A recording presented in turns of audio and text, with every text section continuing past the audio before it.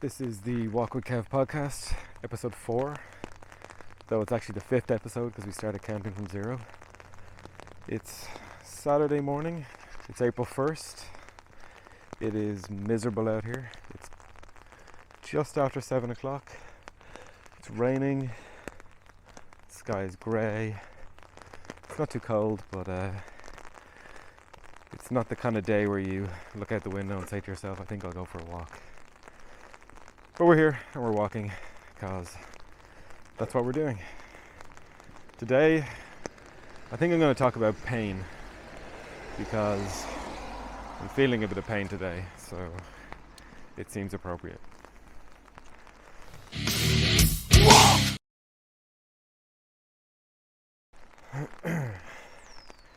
Pain it's interesting because everyone experiences pain differently. So, if you say to someone, this is sore, how they experience a similar stimulus or source of pain might be completely different.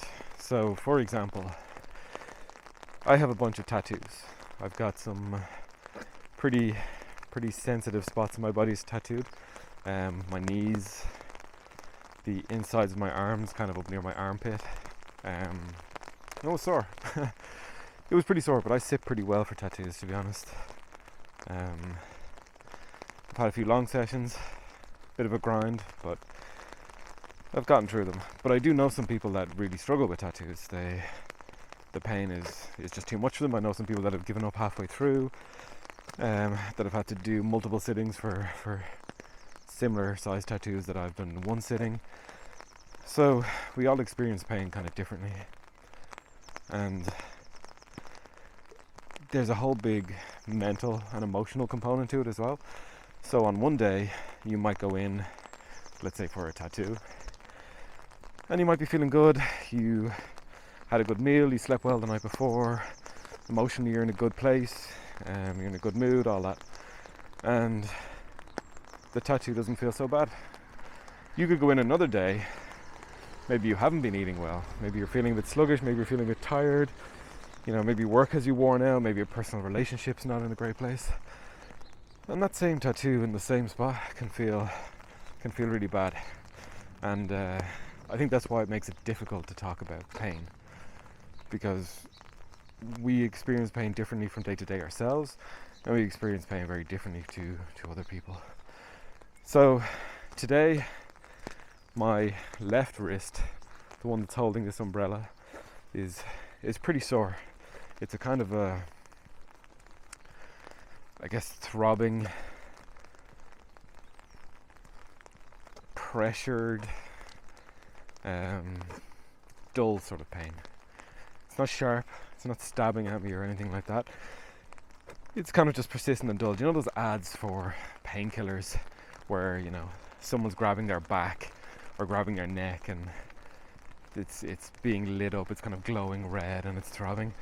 That kind of visual, that's kind of what this feels like.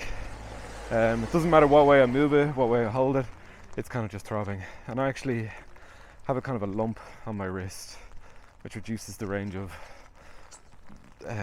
or the amount of mobility I have in that wrist. So, for example, getting into a plank position, getting onto the floor with my hands flat on the floor and holding my body there, it can actually be pretty sore. If I do push-ups, for example, I'll often use handles to do it. And I'm feeling that today. I'm not really feeling too bad elsewhere. My back is a little bit stiff. But the pain I get in my back when my back is sore is totally different. It doesn't feel like what I'm feeling in my wrist right now. And for me, that's an interesting thing about arthritis, is that I experience it differently in different parts of my body. Now, I don't know that that's the same for everyone else. But I'll talk about what it feels like for me today. Since I'm feeling some of that pain, it's kind of at the forefront of my mind.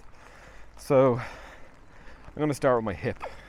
My hip, like I mentioned already, was the first place I felt arthritis. That day I was running for a bus, but I wasn't really running, I was hobbling because I had this pain in my hip. And have you ever stood on a piece of Lego, right? If you have, you'll know that it's pretty uncomfortable.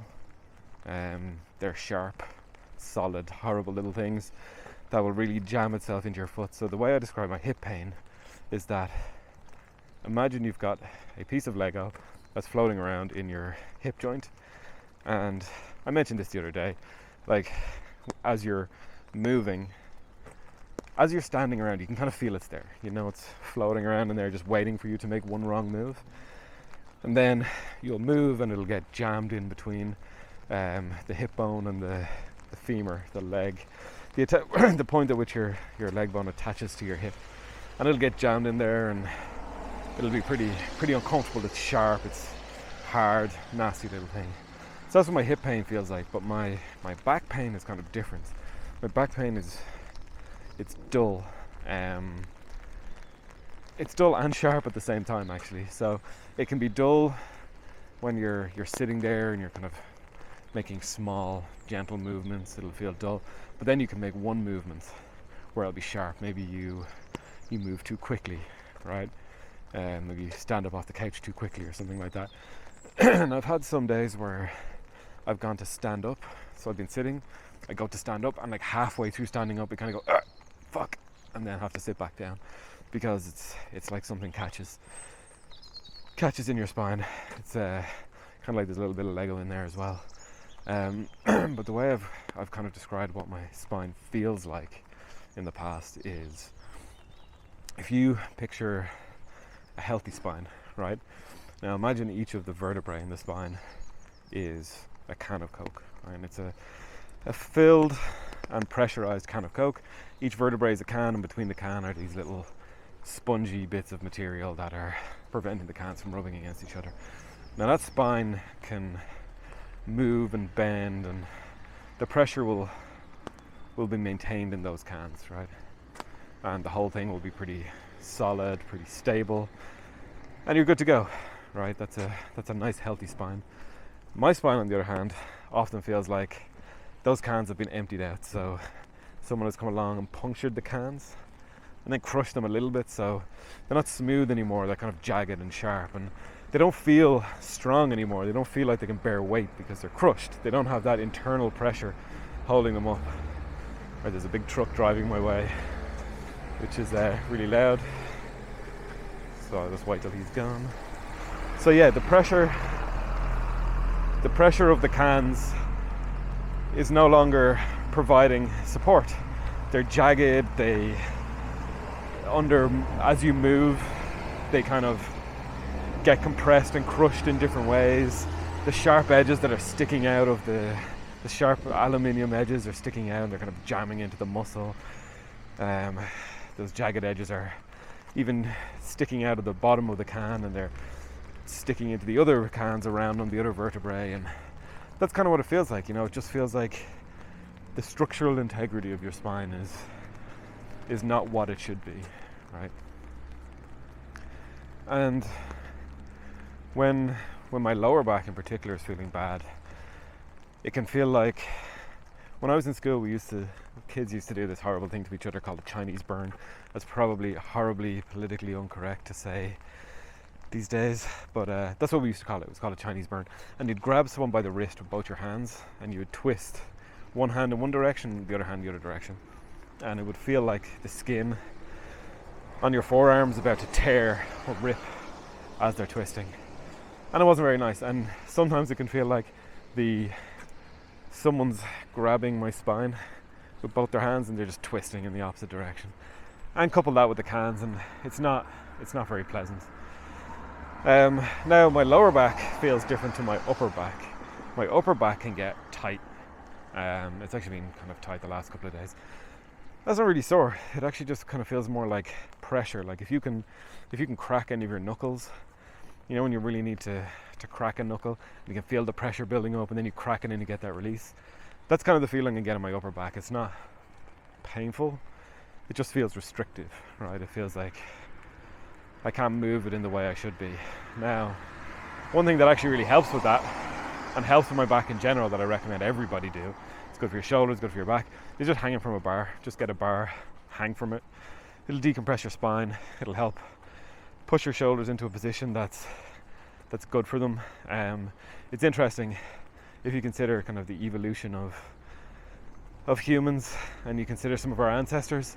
One common move that we used to have, or one movement that we used to do that was common with our ancestors, was called brachiating, which is like hanging from a branch and then swinging to the next branch. So monkey bars, right?